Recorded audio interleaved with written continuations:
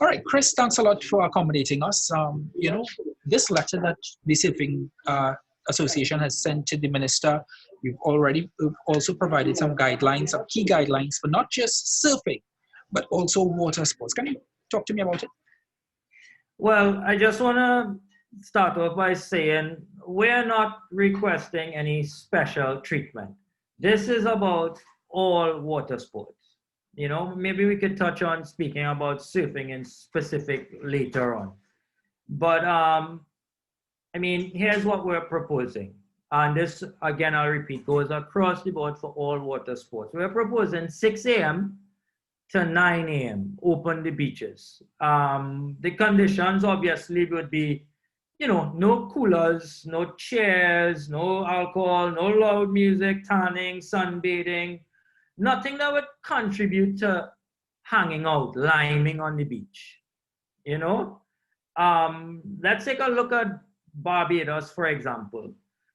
During the first lockdown, they kept their beaches open from 6 a.m. to 9 in the morning because they understood mental health and they understood the importance of the beach being open in terms of mental health.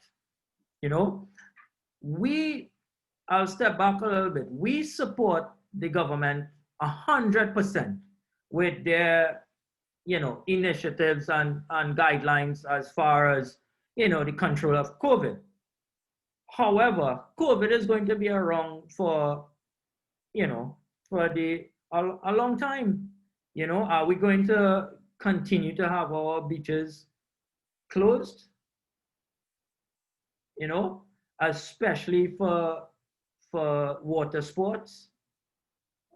We have to, like we are always repeating the whole thing about getting used to the new normal. You know what I mean? So we are willing to work with the government to set up protocols and not, just, I'm sure water sports in general would be, people who participate in water sport would be open to doing, having some proper guidelines, opening up the beaches from 6 a.m. to 9 a.m. is not time for liming on the beach. And I'm sure when you hear people, the general population, we know our beach culture here is liming and that kind of thing, but we are not in support of that. I'm repeating that. We're supporting, having proper guidelines, open the beaches to water sports during these times. And I'm going to repeat, I'm not, talking about surfing in particular, just water sports. I just want to ask you, Chris, what do you think this 3 hours, just 3 hours, that's not a big ask, between 6 a.m. and 9 a.m. can do for water sports in Trinidad and Tobago? Well, obviously, people can get their training in for one. We're talking about sports. We're talking about certain sports in particular ways, but more so mental health. You know what I mean? I think it's important for us to understand, and I keep stressing that we are going to have to get used to COVID being around. There are sports that happen in the water. Not everybody who wants to go to the beach care about liming, drinking, loud music, and all that, the party atmosphere. People want to do their sports. I could talk about myself. I am not interested in running around the savannah. That's not sports for me. Some of us just do water sports. You know what I mean? Let me ask you then, we've had over the last few weeks, we've had problems where we've seen on social media, people have gone to the beach for recreational purposes. That's something that a lot of people will bring to your attention and say, well, hang on guys, how do we decipher who's here for sporting related activities, water sport related activities, and who's not? Very good question. So there's not, what we're thinking is, Nobody, we're talking water, we're talking sports, Ryan. We're not talking recreation. We're not talking hanging out on the beach with a beach chair. When, you know what I mean? We're not even talking about actually being on the beach for an extended period of time. We're talking about being in the water. So what are some of the regulations that you would see if the minister is willing, the government is willing to give you an air? What are some of the regulations that you guys are willing to bring to the table that can make this possible?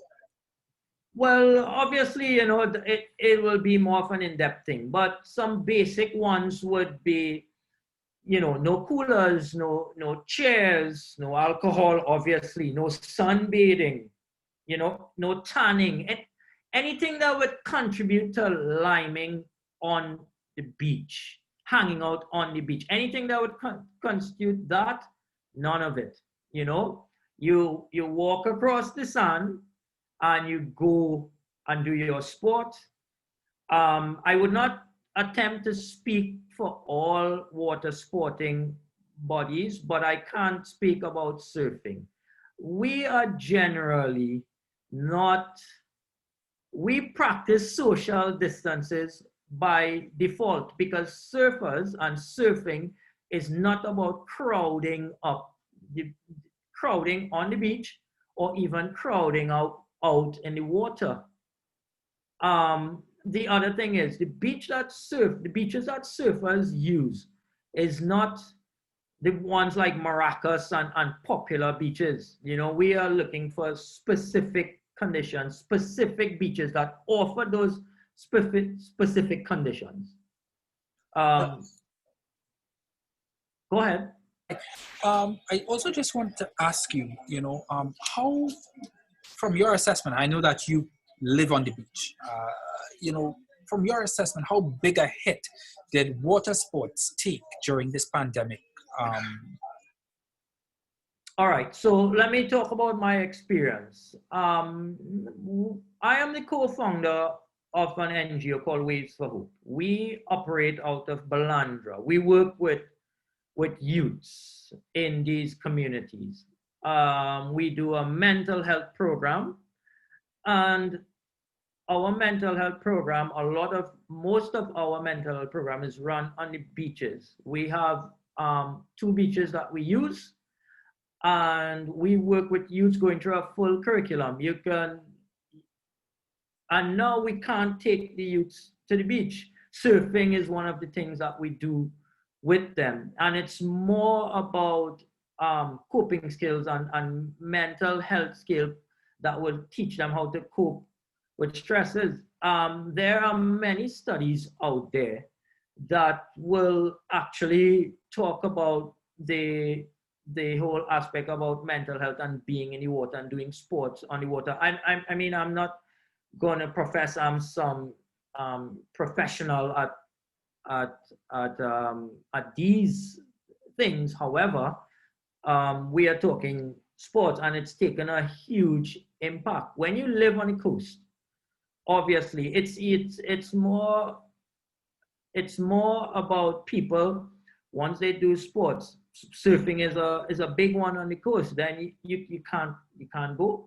You know what I mean? Obviously, and sometimes for me, I don't really do other sports. My profession is surfing. Do you have? I know that you're with SATT. Have you sort of run this past any other national sporting governing body with regards to beach sports that and gotten any feedback? And what was the feedback been like from this document that you guys have put together? A very good document, by the way. Well, obviously there would be positive feedback. I'll repeat again, Ryan. We are not talking just about surfing here. We're talking about water sports, and I am sure people would welcome that. Those of us who participate in sports at all levels in the water, in the ocean.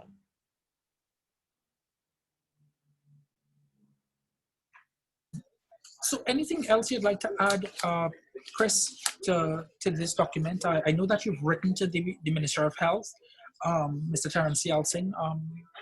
any response?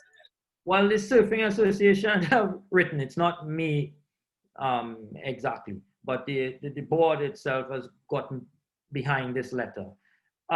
There's not much else to add except, if you're talking about us in particular, the Surfing Association, we are willing to have sit downs and come up with some guidelines that would allow us to access the ocean, between the hours of 6 a.m. to 9 a.m.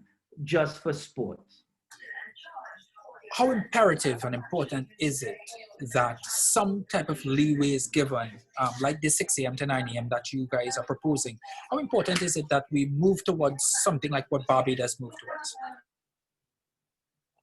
Well, Ryan, we wouldn't be sitting down here and discussing this. There's a lot of frustrations. Like I mentioned earlier on, it's super important.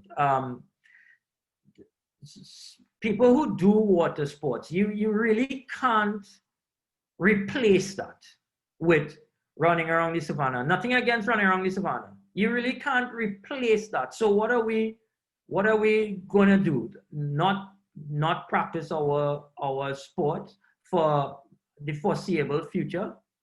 No, that can't be, All right, Chris, thank you so much for this interview. Along with this document, I'll be able to put together a really nice story, and I really appreciate you making time for me as always. Oh, well, thank you for supporting and always giving us